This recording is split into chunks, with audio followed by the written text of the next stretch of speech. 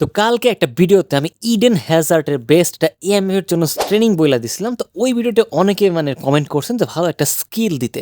তো আজকে এই ভিডিওতে আমরা ইডেন হ্যাজার্ডের এএমএফ এর জন্য পারফেক্ট কয়েকটা স্কিল বইলা দিব, অ্যাডিশনাল স্কিল যাতে বলে। ওই সমস্ত স্কিল লাগানোর ফলে ইডেন হ্যাজার্ডের যে আপনার আছে পারফরমেন্সটা আছে সেটা আরো বুস্ট হয়ে যাবে। তো এখানে আমি মূলত এটা আমার সেকেন্ড আইটি, অনেকেই মূলত কালকেই মানে ইডেন হ্যাজার্ড পেয়ে গেছেন।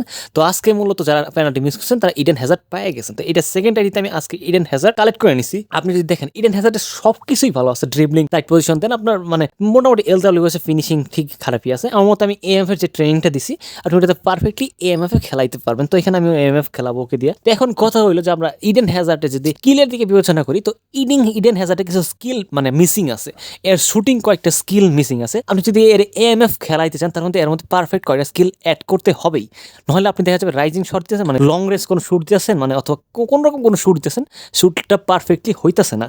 তার জন্য আপনাকে যে সমস্ত স্কিল লাগাইতে হবে সেই সমস্ত স্কিল আমি বলাইতেছি। তো প্রথমে আপনি যে স্কিলটা লাগাবেন সেটা হলো আপনার দুইটা শুটিং স্কিল। তো একটা হলো আপনার লং রেঞ্জ শুটিং আর একটা হলো রাইজিং শট। এই দুইটা আপনার ইডেন হ্যাজার্ডের মধ্যে মাস্ট বি থাকতে হবে, নাহলে পারফেক্টলি ভালো একটা শুটিং স্কিল পাবেন না। তো এই দুইটা গেল। তারপরে আপনি যদি আরো শুটিং স্কিল লাগাইতে চান অপশনাল হিসেবে, এগুলো কম্পালসারি না। তো এইগুলোর মধ্যে আপনি রাখতে পারেন নাকল শট অথবা ডিপিং শট। এই দুটো থেকে যে কোনো একটা রেখে দিতে পারেন। এই দুটার কাজ মোটামুটি একই। তারপরে আপনি যেটা করবেন সেটা হলো ওয়ান টাচ পাস, এই স্কিলটা অ্যাড করবেন, এটা অবশ্যই মাস্ট বি।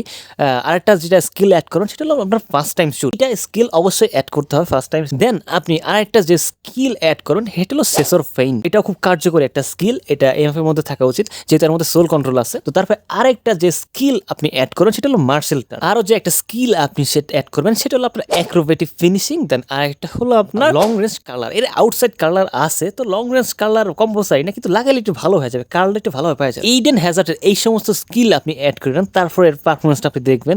তো আমিও ফুলফিল এই সমস্ত স্কিল অ্যাড করতে পারি নাই যেহেতু আমার স্কিল নাই। তো আপনারা যাদের আছে এই সমস্ত স্কিল অ্যাড করেন না, দেখেন ভাই ইডেন হ্যাজার্ড কি মা। ইডেন হ্যাজার্ড ভাই আমি খুব ভালো একটা ভক্ত, মানে এর ভাই আমি খুব খুশি ভাই, বিশেষ করেন না করেন আমি কখনোই ভাবি নাই ফ্রিতে ইডেন হ্যাজার্ডের মতো ভালো একটা কার্ড পাওয়া যাবো।